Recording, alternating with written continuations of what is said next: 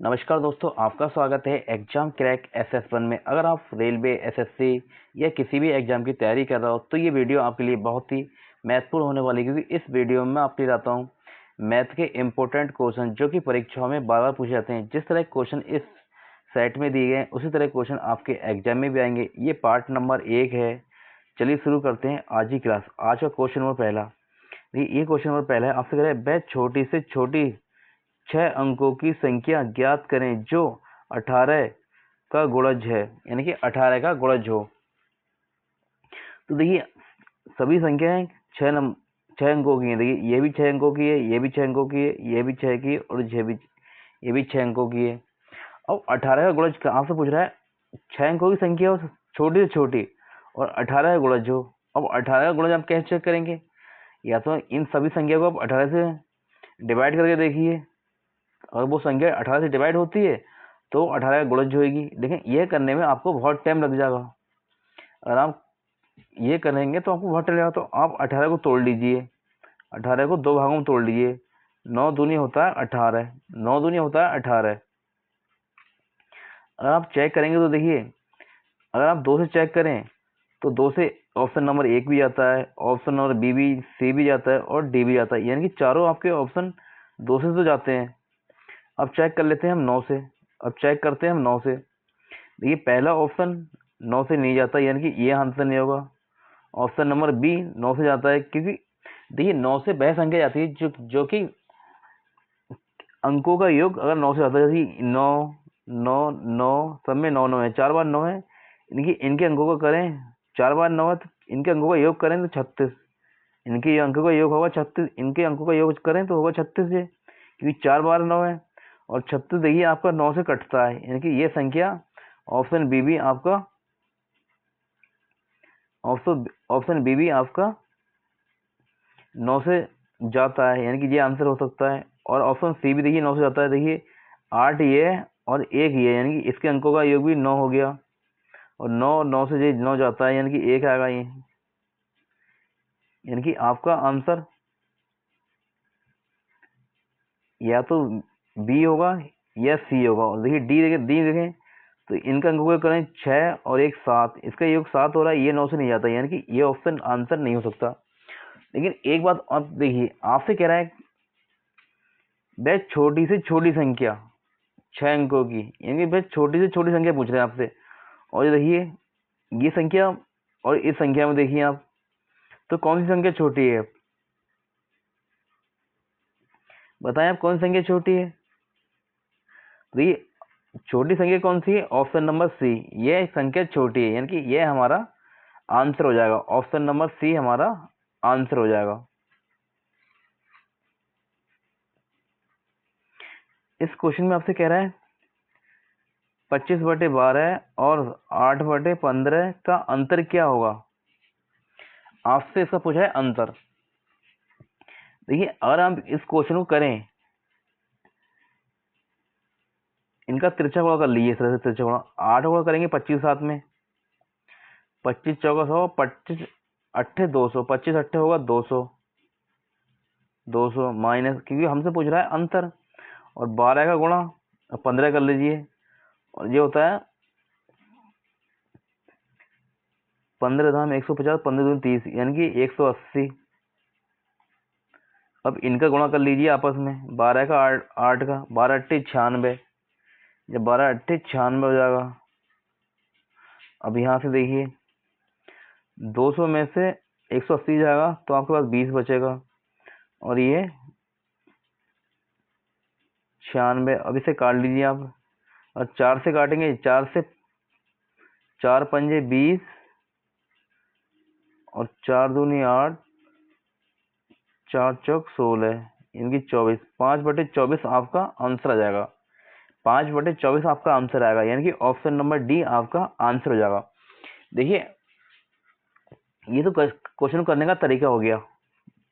अभी संख्या क्या है? छोटी छोटी है। कल को संख्याएं ये बड़ी हो गई तो आप क्वेश्चन कैसे करेंगे? तो देखिए जब संख्या बड़ी हो जाए तो आप क्वेश्चन कैसे करना, आप ये देख लीजिए। इन्हें काट दीजिए। अगर हम इन्हें काटेंगे, 4 से काटें, 4 3 12 और 4 दूनी 8, और ऊपर काटेंगे 5 से, पचम 25 और 5 3 15। तो ये हो जाएगा 5/3 माइनस 3/2। अब तिरछा गुणा कर लीजिए आप। जब तिरछा गुणा करेंगे 5 का 2 के साथ में और 3 का 3 साथ, 5 दूनी 10 और 3 3 9 और 3 दूनी 6। तो ये आ जाएगा 1/6, 1/6 हो जाएगा। क्या ये आपका इस तरह से आंसर हो जाएगा? नहीं होगा, क्योंकि ऑप्शन में है ही नहीं। तो देखिए हमने पहले जो काटा था ऊपर, नीचे काटा था 4 से, क्योंकि 4 से गया तो नीचे काटा था 4 से। 4 3 12, 4 दूनी 8। तो नीचे वाले को आप 4 से गुणा कर लीजिए, और ऊपर वाले को देखिए हमने ऊपर काटा था 5 से।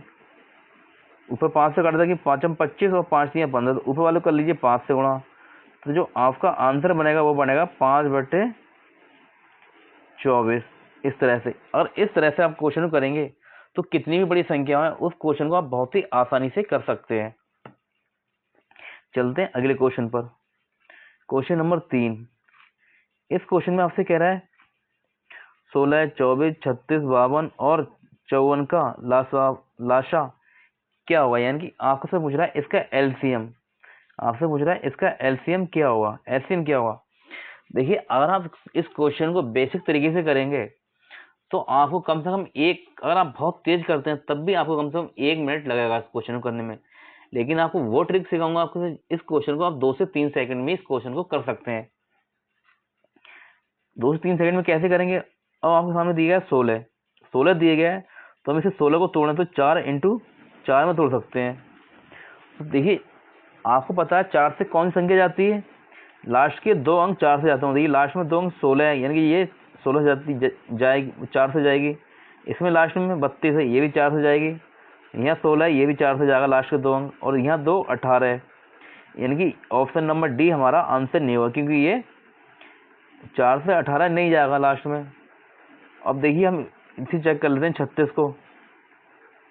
36 चेक करें, 36 तोड़े हम तो होता है, ये होता है 9 चौक 36, 9 चौक 36 होता है।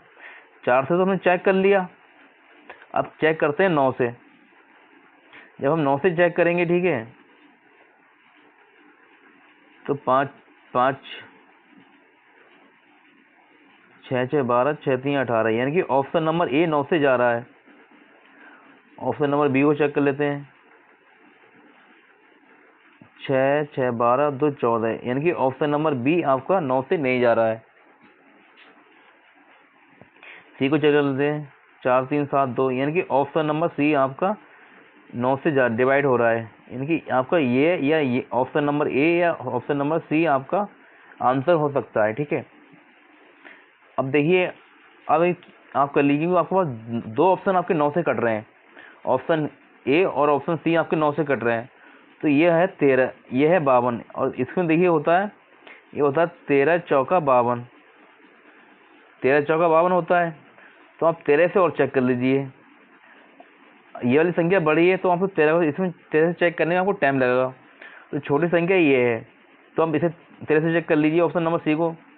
अगर 432 को आप 13 से डिवाइड करेंगे तो ये कट जाएगा क्या, 13 3 39, 13 3 39 और बचा 4, यानी कि यह भी आपका 13 से नहीं कट रहा है। ऑप्शन नंबर 13 से सी नहीं कट रहा है।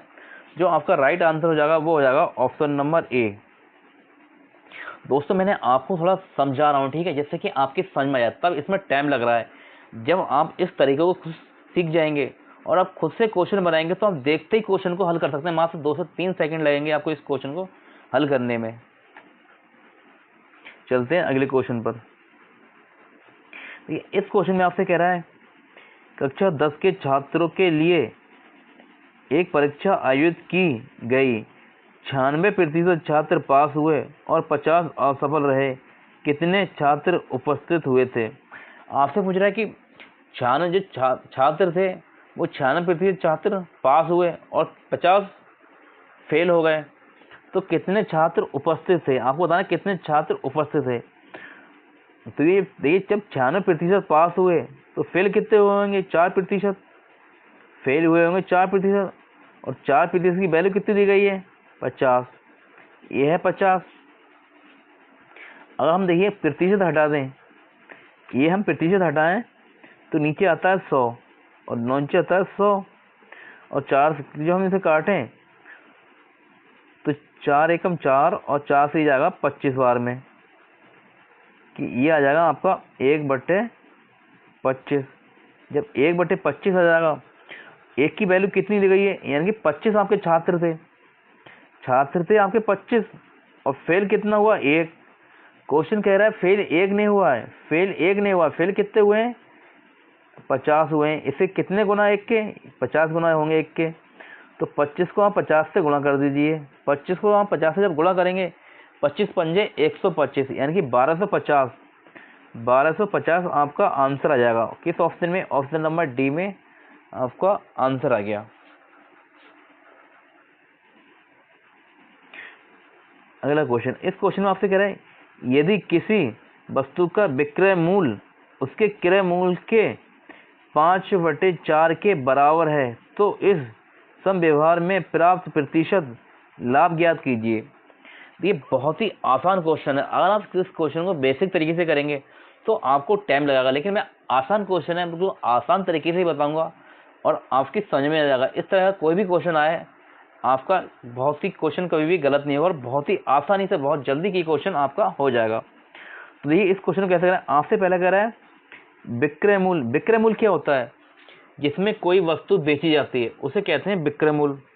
और क्रय मूल्य क्या होता है, क्रय मूल्य वह होता है जिससे कि हमारी कोई वस्तु की लागत, मान लीजिए हम एक पेन खरीद के लेके आए, मान लीजिए हमने एक पेन बनाया, उसमें हमारी लागत आई 5 रुपए की, लागत आई हमारी 5 रुपए की। हमने पेन बनाया तो लागत आई 5 रुपए की, लेकिन हम उसे बेच रहे हैं 10 रुपए में बेच रहे हैं हम, हमारा विक्रय मूल्य रखा हमने 10 रुपए, तो हमें लाभ कितने का होगा 5% का। ठीक है, इस तरह से क्वेश्चन देखिए। मान लिया हमारा, देखिए विक्रय मूल्य कहते हैं सेलिंग प्राइस और क्रय मूल्य कहते हैं सीपी यानी कॉस्ट प्राइस। तो ये तो इसका देखिए वस्तु का जो क्रय मूल्य क्या है, सीपी क्या है 4 रुपए और सेलिंग प्राइस क्या है 5 रुपए। तो देखिए जो 5/4 है, जब 5/4 है तो हमने कोई चीज़ वस्तु खरीदी 4 रुपए में और बेची हमें 5 रुपए में। वस्तु हमने खरीदी 4 रुपए में और बेची 5 रुपए में, तो हमें कितने का लाभ हुआ, लाभ हुआ हमें 1 का। कितने पर हुआ, 4 पर।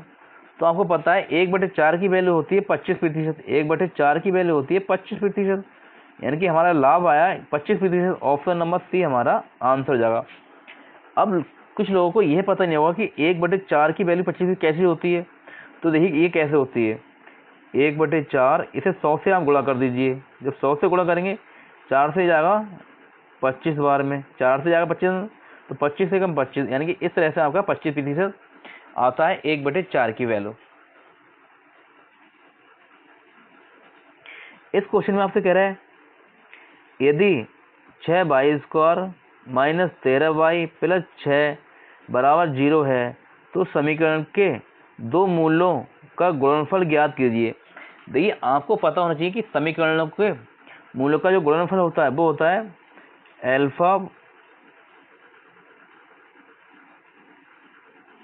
अल्फा इंटू बीटा, ये बराबर होता है C/A। अब इसमें देखिए a कौन सा होगा, आपको बता दूं, ये पहले वाली जो वैल्यू दी गई है आपकी 6, ये a होएगी और 13 दिया गया ये b वैल्यू होएगी और ये लास्ट में 6 दिया गया है ये c वैल्यू होएगी। तो देख c की जगह पे कितना है 6 है और a की जगह पे कितना है 6 है, तो 6 को डिवाइड करेंगे तो 1 हमारा आंसर आ जाएगा। ऑप्शन नंबर ए हमारा आंसर आ गया। आपको हमारी क्लास कैसी लगी कमेंट करके जरूर बताएं। अगर आपको हमारी वीडियो अच्छी लगी हो तो वीडियो को लाइक शेयर जरूर करना। आप हमारे चैनल पर नए हैं तो हमारे चैनल को सब्सक्राइब करना इसी तरह की वीडियो पाने के लिए। मिलते हैं आपसे अगली क्लास में, तब तक के लिए नमस्कार।